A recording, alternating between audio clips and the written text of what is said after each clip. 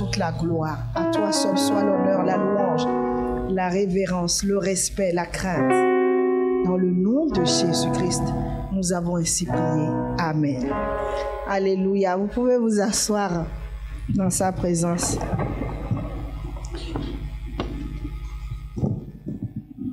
Que le nom de Jésus soit célébré ce matin. Je vous salue dans le nom de Jésus-Christ. Alléluia. Je ne vous entends pas ce matin. Soyez les bienvenus, vous tous qui n'avez pas pu être là, vous tous qui êtes connectés au loin, ceux qui sont ici. Que le Seigneur vous bénisse. Notre cible prophétique du mois de décembre, c'est un mois d'action de grâce, bien-aimés.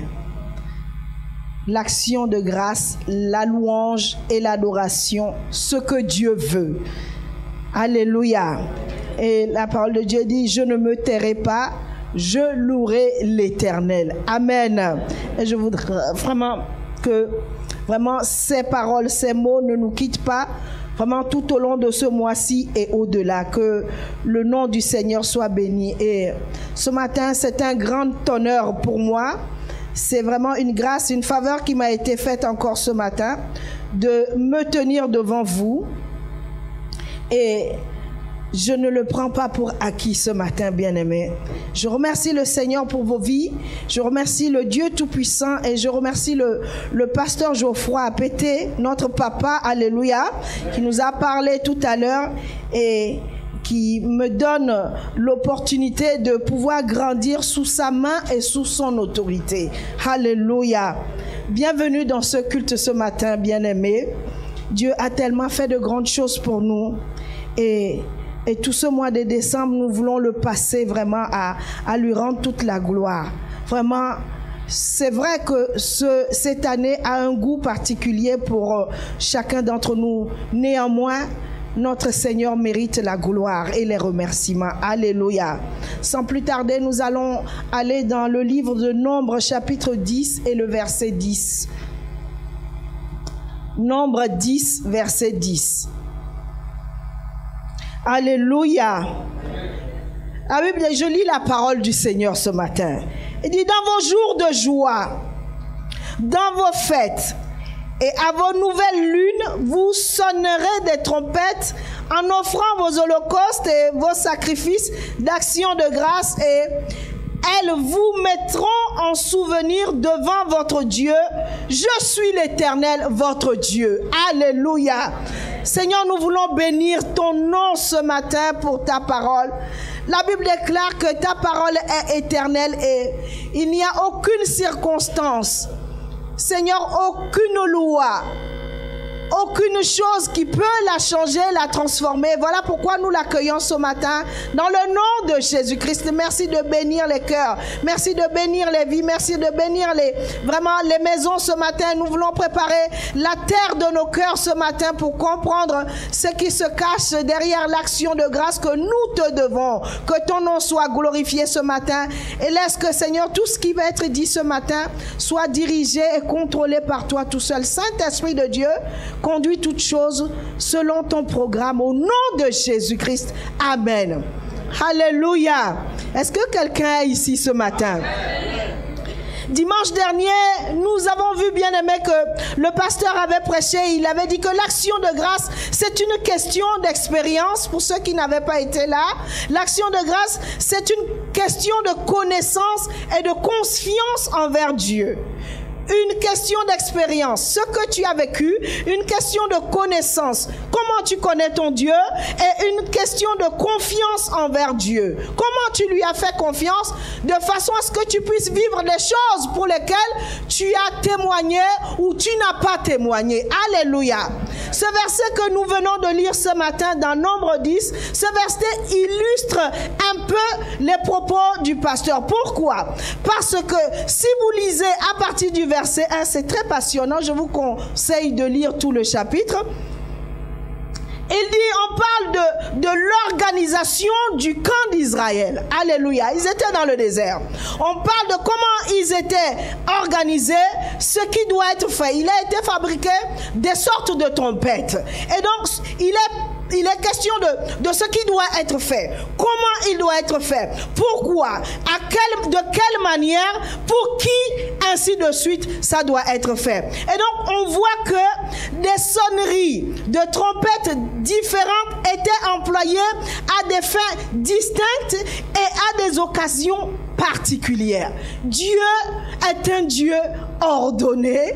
Dieu est un Dieu d'ordre. C'est qu'à un moment donné, on peut pleurer. À un moment donné, on peut rire. À un moment donné, on peut transmettre des choses que Dieu a fait pour nous pour que ça puisse revigorer, encourager quelqu'un. Et c'est ce que nous avons prévu ici de faire tous les mois de décembre que Dieu va nous donner. Alléluia. Ce sont des routines qui ont été mises en place.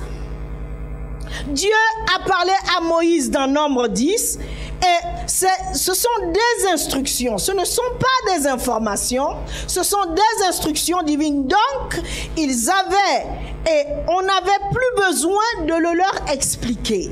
C'est-à-dire que selon la trompette qui sonnait, ils devaient se lever et aller combattre. Selon la trompette, la façon dont ça sonnait, ils devaient rendre action de grâce et c'est ce que nous avons lu tout à l'heure. Dans vos jours de joie, dans vos fêtes et à vos nouvelles lunes, vos jours de joie comme le mois de décembre où tout le monde est en train de courir pour les cadeaux, où tout le monde a le cœur tout d'un coup réjoui après une dépression profonde et longue. Tout le monde a envie de fêter Noël. Tout le monde a envie d'offrir des cadeaux. Tout le monde a envie d'en recevoir. N'est-il pas ce moment-là que nous sommes en train de fêter? Il dit, dans vos jours de fête et à vos nouvelles lunes, vous sonnerez la trompette. Alléluia. Est-ce que quelqu'un... La trompette, ça veut dire louange. Donc, ça veut dire, vous sonnerez. C'est une obligation. Ce sont des routines que Dieu est en train d'installer dans nos vies. Que ce soit ici ou aux États-Unis ou en Océanie, ça doit rester comme cela. Alléluia. Et donc, on n'avait plus besoin de le leur expliquer. Et plus ils le faisaient, et plus ils voyaient que la main de Dieu montait encore pour les sécuriser. N'oubliez pas qu'ils étaient dans un désert. Alléluia. Et donc, lorsque il le faisait, ainsi les bénédictions étaient aussi élevées. Plus la louange s'élève, plus Dieu élève sa main et plus il témoignait encore. Jérémie 30, allons dans Jérémie 30, verset 19. Alléluia. Jérémie 30, verset 19 nous dit, du milieu d'eux s'élèvent des actions de grâce et des cris de réjouissance. Je les multiplié. Regardez cela. Il dit, je les multiplié et ils ne diminueront pas. Je les honorerai et ils ne seront pas méprisés. Est-ce que quelqu'un attrape ces paroles ce matin? Et dit, du milieu d'eux s'élèveront. Lorsque vous allez élever mon nom, lorsque tu vas reconnaître que c'est Dieu qui m'a guéri, c'est Dieu qui m'a donné le stage, c'est Dieu qui m'a donné le travail, c'est Dieu qui m'a donné le bébé, c'est Dieu qui m'a donné la bonne santé, c'est Dieu qui m'a fait ci, qui m'a fait ça. Il dit, du milieu de s'élèveront des actions de grâce. Et plus ils le font, plus ils le font, je les multiplierai encore. Et ils ne diminueront pas, je les honorerai et ils ne seront pas méprisés. Est-ce que je parle à quelqu'un ce matin? Si tu n'as pas encore connu le mépris, tu ne sais pas de quoi je suis en train de parler. Si tu n'as pas compris, tu n'as pas vécu le mépris, tu ne sais pas de quoi on est en train de parler. Alors, rendre grâce à Dieu, ça revient à faire tout simplement sa volonté. Et lorsque nous faisons la volonté de Dieu, nous voyons là que nous provoquons l'honneur de Dieu. Lorsque Dieu vient honorer quelqu'un, ça dépasse toute chose. Lorsque Dieu vient honorer quelqu'un, c'est-à-dire que ça se voit de tous et ça dépasse toute chose. Alléluia. C'est une force vitale. Il va nous multiplier. Et dans la multiplication, je peux te dire qu'il y a tout. Nous ne parlons pas au niveau du nombre que nous sommes ici. Quand Dieu dit qu'il va te multiplier, il va multiplier ton argent, ta santé, ton travail, ton bien-être, tout, la joie, la sérénité, la paix. Il dit, je vous multiplierai. La bénédiction de l'Éternel est celle-là qui n'est pas suivie de chagrin. Ça ne veut pas dire qu'il n'y aura pas de problème. Les problèmes sont là, mais nous ne sommes pas chagrinés en fait. Alléluia. Et donc, rendre grâce à Dieu, vraiment, c'est une force vitale qui maintient la présence de Dieu dans nos vies. Il ne peut pas y avoir la présence de Dieu dans ta vie et puis tu vas être sous dépression. Les deux ne peuvent pas cohabiter. Et lorsque les trompettes montent, c'est-à-dire l'action de grâce, c'est-à-dire les louanges, c'est-à-dire vraiment toute la joie que nous ressentons, alors Dieu descend et lorsqu'il descend, les témoignages se voient. C'est pourquoi nous devons comprendre ce qu'est l'action de grâce. Psaume 119, verset 144. Alléluia. Le psaume 119, verset 144 nous dit quoi? Il dit, tes préceptes sont tellement justes. Il n'y a rien à dire là-dessus. Les préceptes, les ordonnances, les instructions, la parole de Dieu est tellement juste. Alors, le psalmiste il dit, c'est tellement, ça me dépasse. Donne-moi l'intelligence pour que je vive. Donne-moi l'intelligence. Nous avons besoin de comprendre ce qu'est l'action de grâce qui se trouve dans la parole de Dieu pour que nous puissions vivre. Ça veut dire que il y a un fonctionnement dans le royaume de Dieu où on ne peut rien faire pour le changer. Mais ce dont nous avons besoin pour en tirer profit, c'est de la compréhension. Alléluia. Et si nous nous fatiguons de ces choses, si nous nous fatiguons et nous prenons le risque de vivre une vie en demi-teinte. Si tu te fatigues de venir à l'église pour rendre grâce, action de grâce, pour dire merci Seigneur, je veux recevoir de toi. La Bible déclare qu'au fur et à mesure où ils s'avançaient à Sion, leur force était renouvelée. Bien-aimés, ici c'est Sion. C'est ici que tu vas prendre, tu vas te recharger pour la semaine. C'est dans ce lieu que tu vas être guéri. C'est dans ce lieu que tu vas prendre. Nous partageons le bonheur et la joie ici. Ce n'est pas à la maison, c'est ici. Alléluia. Sauf si tu es malade. La fatigue, le découragement, la colère, la tristesse ne peut pas te maintenir à la maison. Tu as loupé le bonheur comme ça. Alléluia. Et donc, l'action de grâce en question ici, c'est comprendre et reconnaître les bénédictions de Dieu dans nos vies et dire merci. Cela nous amène à remercier Dieu et comment nous remercions ce Dieu-là, ça dépend de ce que nous comprenons, de ce qu'il a fait pour nous. Et donc les bénédictions sont des faveurs, nous le savons tous, parce que nous ne sommes pas meilleurs. Il n'y a pas quelqu'un devant Dieu qui est meilleur plus que l'autre ou nous méritons telle chose en cette fin d'année. J'ai fait ceci, Dieu devait me faire ça, je mérite plus que ceci, Dieu aurait dû, c'est-à-dire des subjonctifs imparfaits, des temps que personne ne peut utiliser. Dieu lui-même, il est dépassé de voir nos comportements en cette fin d'année. Mais moi, je prie vraiment que Dieu ne puisse pas nous trouver dans ces cas-là, dans cette fin d'année, au nom de Jésus-Christ. Alléluia. Donc, ce que nous vivons, c'est juste la faveur de Dieu et nous n'avons pas le droit de nous donner à nous-mêmes l'honneur. Si nous manquons de reconnaissance, nous manquerons aussi la préservation de la bénédiction. Car l'action de grâce, c'est la préservation spirituelle d'abord. Parce que c'est retourner vers Dieu. Ce n'est pas retourner vers nous. Et donc, c'est-à-dire que c'est un additif, c'est comme un bouillon, c'est comme du sel, c'est comme des condiments, des additifs qui sont utilisés pour protéger ce que nous avons dans la main.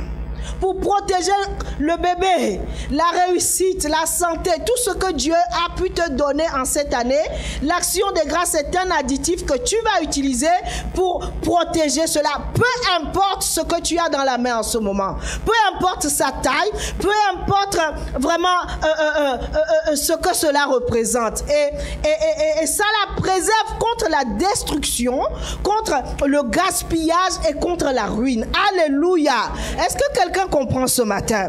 Nous arrivons doucement, mais sûrement vers la fin de cette année. Et donc, nous nous approchons de 2023. Quand nous avions 20 ans, on pensait que l'an 2000 était loin.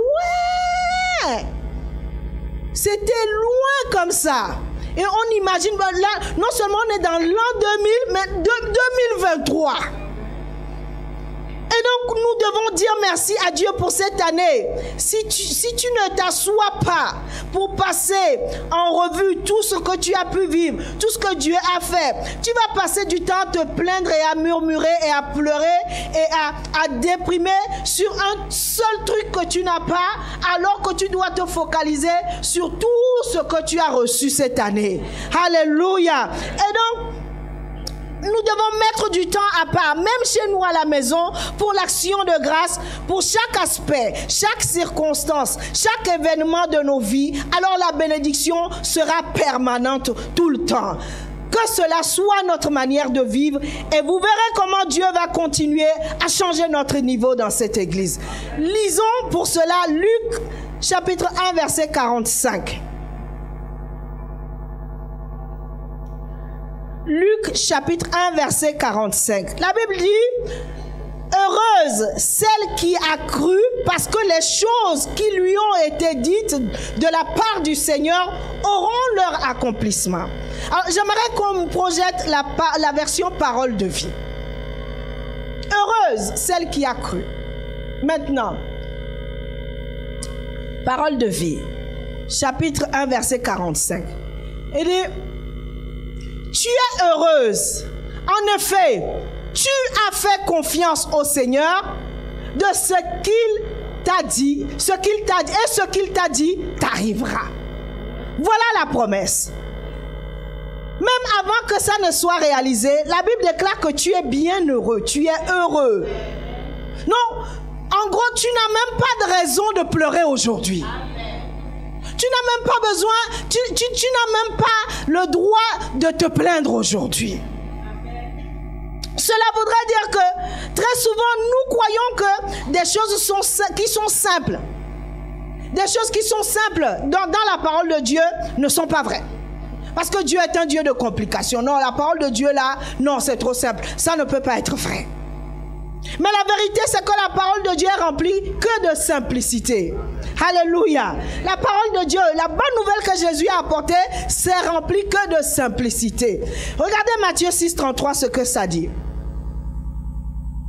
Matthieu 6, 33. Tu es heureuse de faire confiance en Dieu en ce qui concerne Matthieu 6, 33. Matthieu 6, 33.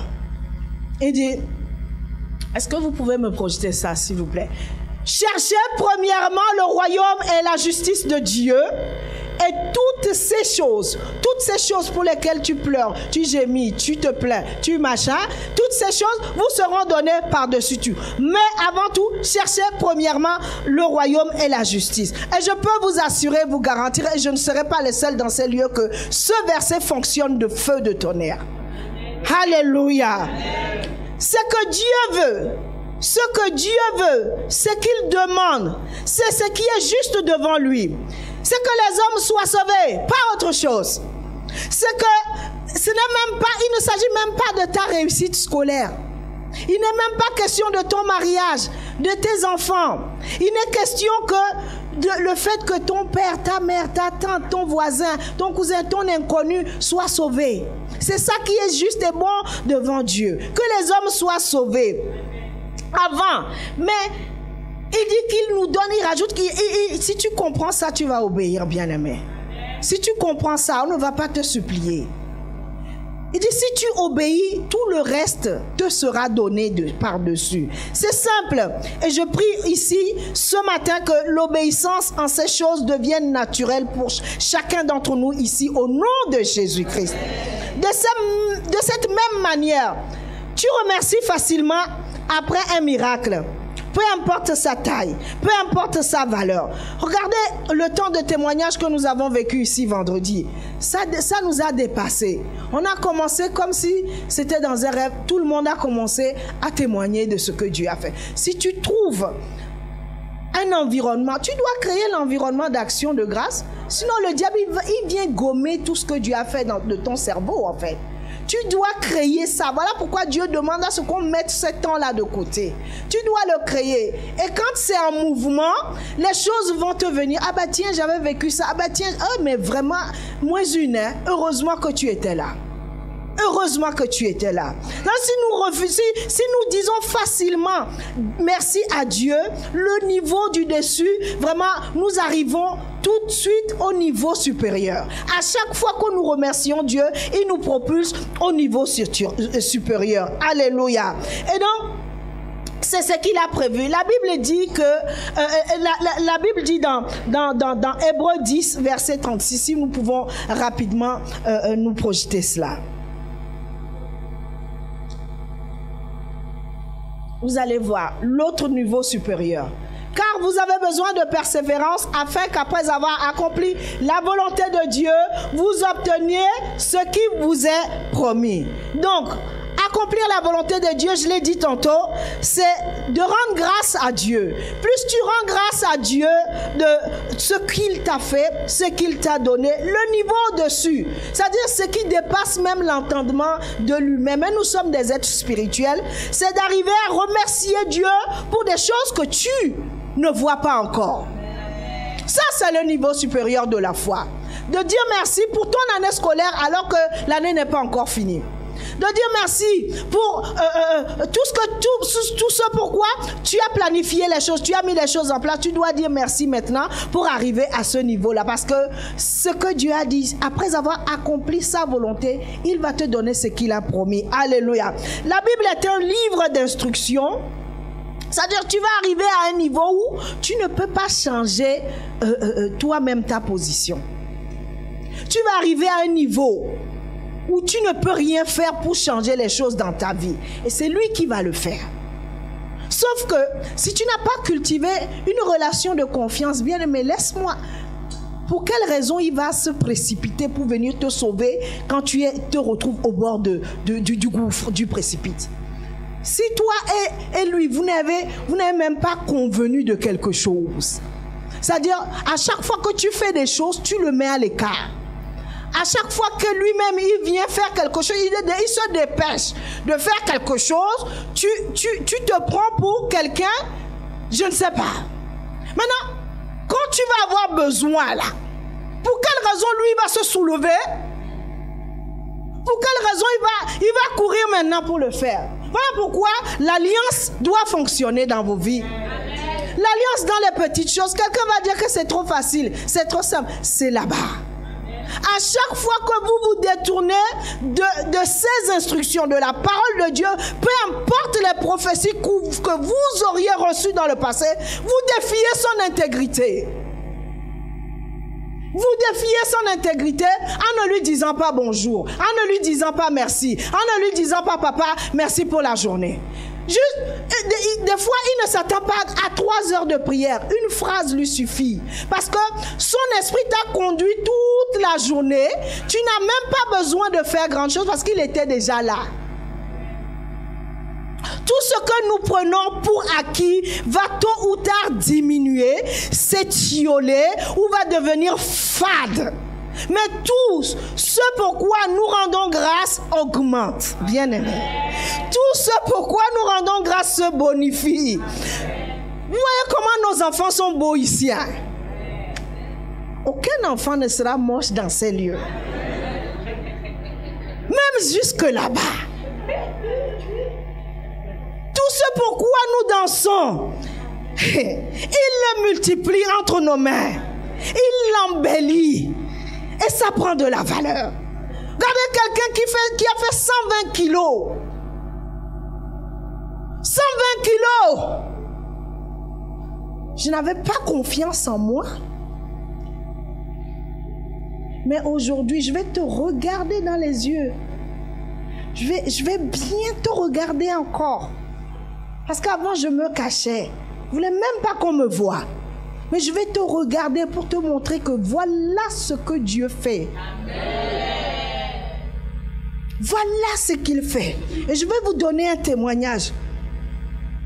Pour vous dire que Dieu rajoute. C'est-à-dire c'est celui-là qui bouscule les protocoles. Là où on ne t'entend pas, c'est là-bas. Donne de la valeur. Dieu donne de la valeur. Et je veux parler à quelqu'un aujourd'hui qui pense que Dieu l'a oublié, qui n'a aucune valeur, qui ne vaut rien. Epsilon. Tu n'es pas Epsilon.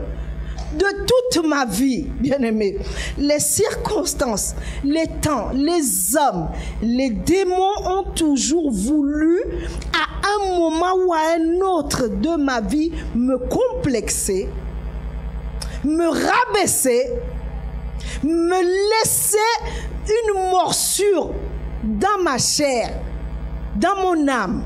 Ils ont toujours voulu ça. Je suis en train de parler de mon témoignage, une partie. Je ne sais pas pourquoi le pasteur a décidé de faire un témoignage pour lui. Nous ne sommes pas entendus sur quoi que ce soit. C'est qu'à un moment donné, les hommes ont voulu me laisser toujours un goût amer, un goût de frustration, de complexe, d'infériorité à chaque occasion. Chaque occasion était bonne pour m'enfoncer. Chaque occasion était bonne pour me rabaisser, me dire que je ne suis pas bien, que c'est eux qui sont mieux. Dieu n'a jamais voulu. Et cela m'a poursuivi jusqu'après que j'ai accepté Christ. Est-ce que quelqu'un entend? Même si tu donnes ta vie à Jésus, il continue quand même un peu. Ça a continué dans mon service. C'est-à-dire qu'ils ont continué à me critiquer, à me rabaisser, même dans le service, même dans le ministère. Ils vont continuer. Mais aujourd'hui, je ne leur laisse plus l'occasion. Si je sais qui je suis en Christ. Ça m'a poursuivi pendant tout ce temps.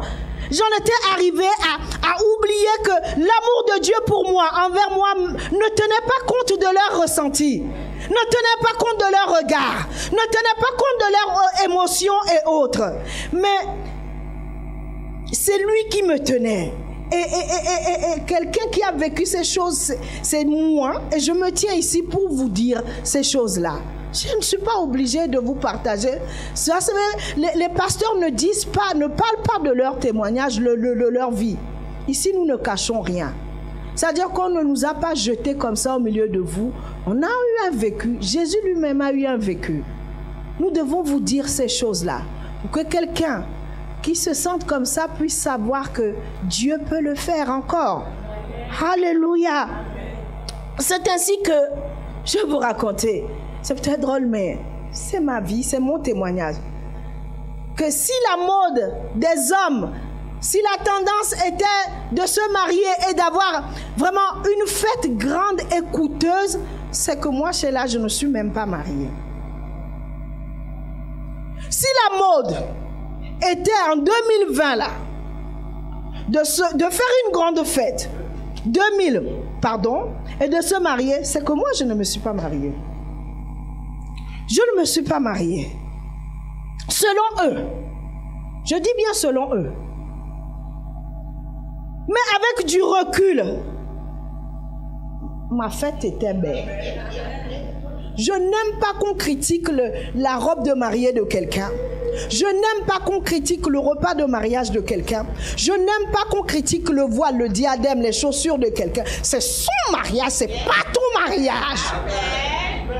C'est son ambiance, c'est pas ton ambiance. Même si la robe est majestueuse et que la salle de restaurant, la salle est petite. Mais c'est son mariage.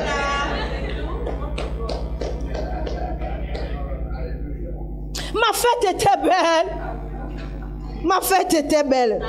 C'était la plus belle.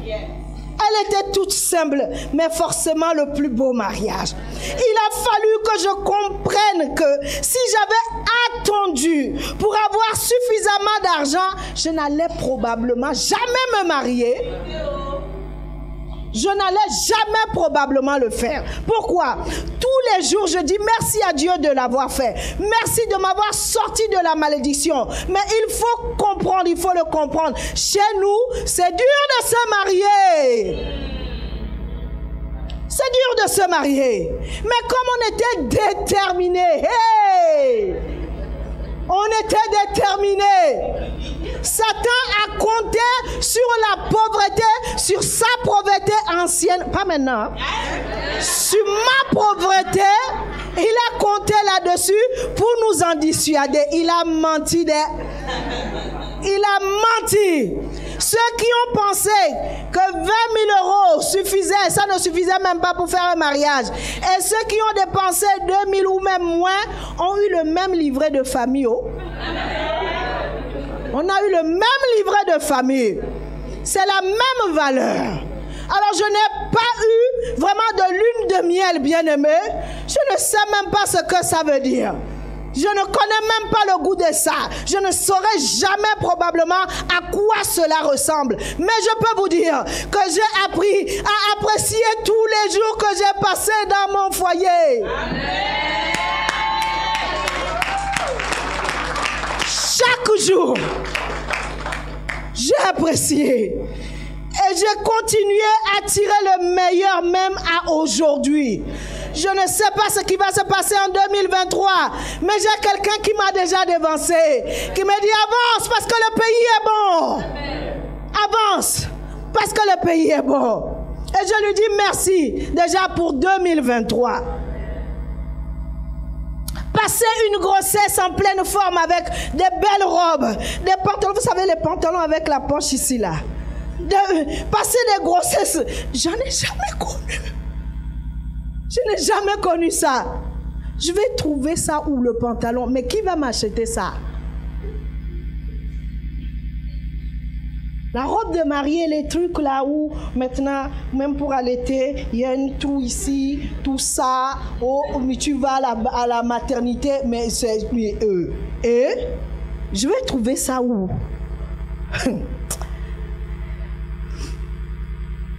J'ai été malade pendant mes grossesses. Malade. Je peux pas sortir. Je pouvais pas sortir. Hospitalisée, alitée, la plupart du temps. Le problème de la robe, du pantalon avec la poche, c'était réglé. C'était réglé. Je rêvais d'avoir des robes pour me pas. C'était réglé. Tu alitais pendant 3 mois. Hospitalisé, non, c'est pas la hospitalisé. J'ai tellement vomi que mes foies ont été atteints. En 1 mois, j'ai perdu 15 kilos. Tu dois rendre grâce là où tu es. Ce que tu as entre les mains est gros. Toi, tu le vois petit, mais c'est tellement énorme. Tu dois rendre grâce. J'ai accouché avec une douleur. Comme si que... Je ne sais même pas comment expliquer ça, vous n'allez pas comprendre. J'ai eu des contractions, comment déclencher de mardi après-midi. J'ai accouché samedi à 22h. Je n'ai pas eu des contractions normales. Quand on provoque l'accouchement, mais... Hey! Ils ne m'ont pas donné à manger parce que tout le monde se préparait à faire une césarienne. Non, j'avais pas à manger. Mais les contractions étaient comme ça. Mardi à samedi 22h. Pour la deuxième, tout s'est maintenant bien passé. Nous avons... Oh, attendez. Aïe, vous allez trop vite. Nous avions repris du poil de la bête. Quelqu'un a même pu s'acheter une maison dans ça là. Yeah! Une bonne grossesse. J'ai travaillé au début. J'ai acheté mes robes. J'ai acheté mes pantalons. J'ai fait ma layette. Le petit frère a trouvé les prénoms. Ça nous a plu. On a gardé. Il a rêvé des prénoms. Il s'est réveillé. Il a dit les 2 prénoms direct. On a cherché, c'est où, c'est comment ça veut dire quoi? Hein? C'est Dieu qui a parlé, on n'a qu'à garder. Elina Grâce, l'Éternel est mon Dieu. Tiens, je ne savais pas que l'Éternel allait être mon Dieu. C'était une fille à 3 mois et demi. Normalement, je vais à l'hôpital, je retourne vite au travail. Je fais ce jour-là, 3 mois et demi de grossesse, hein. Ça se voyait déjà même à... Voilà. Mais quand même, j'ai gazé un peu mes robes là. Et à l'hôpital, pour un simple contrôle de routine, je ne suis plus jamais retournée à la maison. Je n'ai pas porté mes robes. Je n'ai même pas eu, j'ai pas de photos de grossesse. Les photos que j'ai là, comme ça là, j'ai pas, hein Elina? On n'a pas de photos de femmes avec le ventre, avec Elina. J'ai pas. J'ai été hospitalisée, bien-aimée. Sur pied, enceinte. Mais j'avais 22, 23 de tension. Je ne sais pas comment je pouvais expliquer ça. J'ai accouché par césarienne en urgence. Ils ont essayé de gruger 1 mois et demi. Je voulais juste ressentir ce pourquoi tout le monde est en train de me gazer. Juste des choses simples. Accoucher normalement, passer une grossesse tranquille. Pour une fois que je ne crachais pas, je ne vomissais pas. Juste des choses comme ça. Quelqu'un va dire que non, il faut lever le poing contre Dieu, il faut lui demander des comptes. Mais qui? On ne peut pas demander des comptes. Parce que c'est lui il était dans ça. Tu peux pas comprendre. Il faut que tu rentres d'abord en toi-même. Là, ça va t'éviter de parler contre Dieu. Je voulais ressentir ce pourquoi les autres m'ont nargué. Même ça, je n'ai pas eu.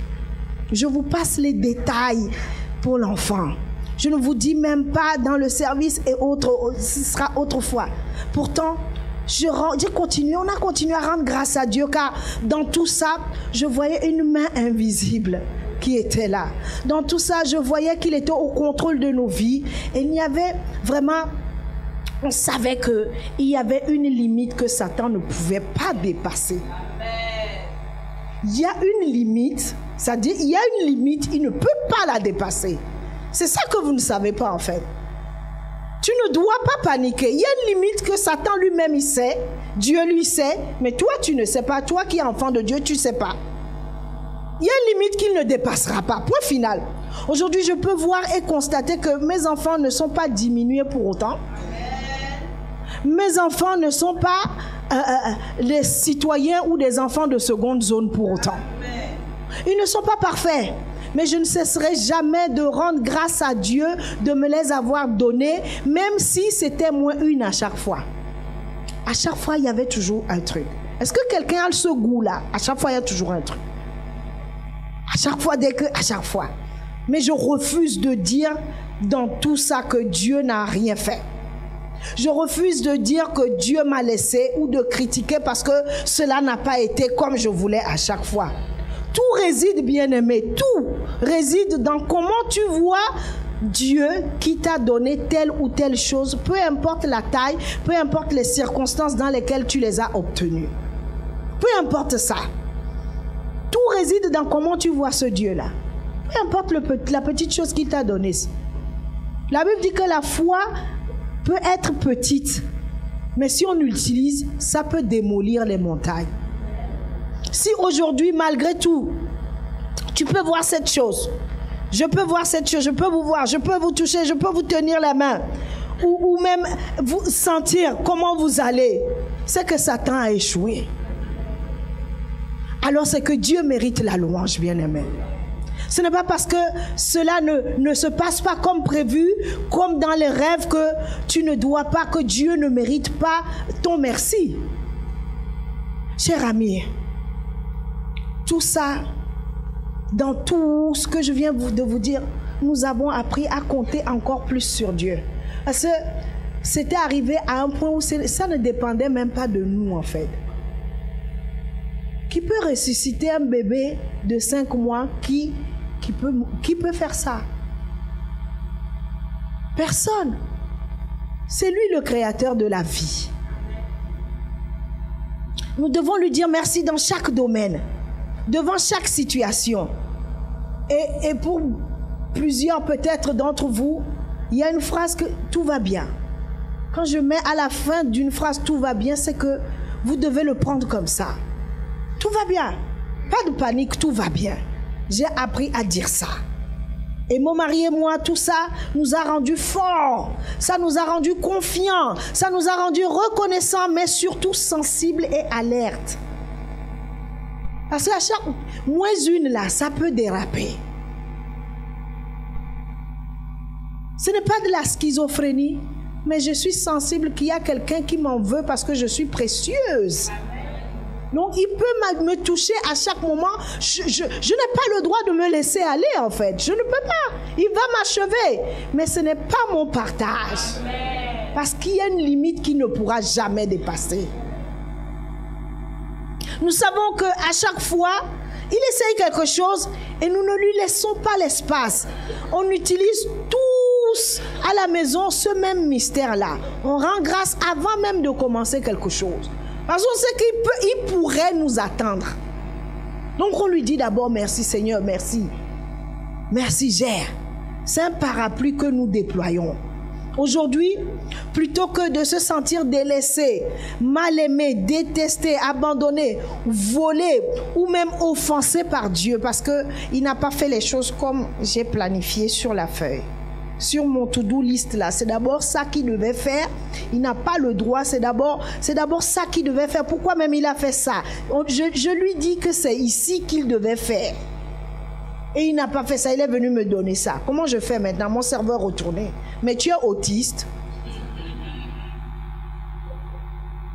Il fait comme il veut. Il arrive toujours à ses fins. Donc, je ne peux pas me sentir offensé par Dieu d'avoir permis ce que j'ai vécu, ce que nous avons vécu. Nous avions été sous pression, en difficulté, en détresse. Mais quand même, nous avons réalisé au contraire qu'il avait un but. Ça a du sens. Quand tu traverses des choses, dis-toi que dans le regard de Dieu, ça a un sens. Alléluia. S'il n'avait pas été là, nous ne serions même pas ici en train de parler de ces choses. Aujourd'hui, comprends que par ces difficultés, bien-aimés, il m'a qualifié par rapport à ce que toi, tu peux vivre. C'est-à-dire qu'il y a des exemples. Il m'a qualifié pour t'exhorter, pour t'encourager, pour t'enseigner, afin que tu puisses croire encore qu'il est fidèle. J'ai été qualifié par rapport à ces difficultés pour que toi, je puisse t'exhorter dans la difficulté que Dieu est capable. C'est une partie de mon témoignage ici. Vous le savez, il n'y a rien de caché ici. Donc on va le dire jusqu'à ce que les petits puissent comprendre qui est le Dieu de leur Père. Le Dieu de l'impossible, il est. Le Dieu qui bouscule les protocoles. Le Dieu qui ferait un chemin, qui donne de l'eau dans le désert. Alléluia. Vous devez avoir confiance en Dieu. Ne laissez plus les hommes ni les démons vous narguer. C'est tout ce qu'ils savent faire. Ils ne pourront pas faire plus. Mais vous devez continuer à faire confiance en Dieu en le remerciant tout le temps. Parce que le meilleur reste à venir. Si je vous montrais les photos d'avant, tout le monde, le jour où il a mis les pieds sur le tarmac là, tout le monde a sa photo. Hein. Si on sortait ça aujourd'hui là, on va rire plier. Mais Dieu travaille dans le secret. Il nous transforme. Ce n'est pas l'eau d'ici qui fait ça. C'est la grâce de Dieu qui transforme les vies, qui change les situations. Et que moi je puisse me tenir devant vous pour vous exhorter ce matin. Je peux vous dire que Dieu mérite la gloire. Amen. Nous allons prier le Seigneur. Nous allons nous lever. Moi, je vais laisser la parole au pasteur. Juste dire merci à notre Dieu. Beaucoup ici, vous vous sentez gênés, vous vous sentez embarrassés. Même dire, oh, ce que Dieu a fait pour vous, hier, avant-hier, il y a 1 an, il y a 2 ans, il y a 20 ans. Vous ne voulez même plus en parler. Parce que vous estimez que c'est passé, que c'est petit. Et vous êtes dans l'excitation de vivre autre chose, de nouvelles aventures, comme si c'était un jeu. Dis d'abord merci. Parce qu'il y a 1 an, il y a 2 ans, tu ne serais même pas dans ce pays, je ne sais pas. Dis merci. Dis, mais en matière d'action de grâce, il n'y a pas de prescription, bien-aimé. Avec Dieu, tu peux chanter, tu peux danser, tu peux siffler, tu peux applaudir, tu peux crier, tu peux rire, tu peux sauter en son honneur. C'est comme ça qu'il se sent honoré, bien-aimé. C'est comme ça. Ne faites plus comme si rien ne s'était passé. Ne faites plus comme si il n'avait rien fait. Maman, que le Seigneur nous bénisse ce matin. Alléluia. Et il mérite la gloire. Est-ce qu'on peut acclamer encore le Seigneur pour le pasteur Sheila? Dieu mérite la gloire.